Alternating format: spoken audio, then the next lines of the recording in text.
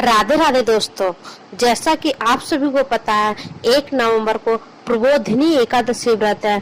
एकादशी व्रत की कथा कुछ इस प्रकार है। श्री कृष्ण भगवान ने कहा, हे अर्जुन, मैं तुम्हें मुक्ति देने वाली कार्तिक मास के शुक्ल पक्ष की प्रबोधिनी एकादशी के संबंध में नारद और ब्रह्मा जी के बीच हुए वार्तालाप को सुनाता हूँ।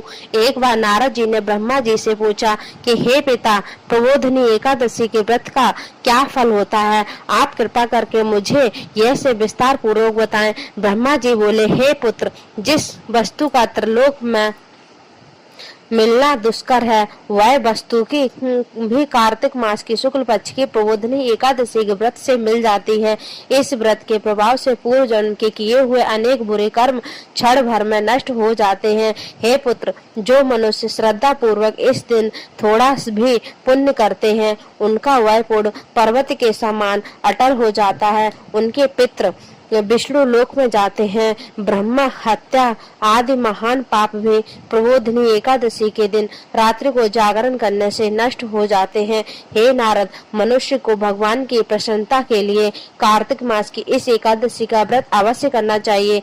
जो मनुष्य इस एकादशी का व्रत करता है, वह धन धान योगी तपस्वी तथा इंद्रियों को जीतने वाला होता है, क्योंकि एकादशी भगवान विष्णु को अत्यंत प्रिय है। इस एकादशी के दिन जो मनुष्य भगवान की प्राप्ति के लिए दान, तप, होम, यज्ञ आदि करते हैं, उन्हें अच्छे पुण्य मिलता है। इसलिए हे नारद, तुमको भी विधि पूर्वक विष्णु भगवान की पूजा करनी चाहिए। इस एकादशी के दिन मनुष्य को ब्रह्म मुहूर्त में उठकर व्रत का संकल्प लेना चाहिए और पूजा करनी चाहिए। रात्रि को भगवान के समीप गीत, नृत्य तथा कीर्तन करते हुए रात्रि व्यतीत करनी चाहिए। प्रबोधिनी एकादशी के दिन पूर्ण अगर धूप आदि से भगवान की आराधना करनी चाहिए। भगवान से अर्घ्य देना चाहिए।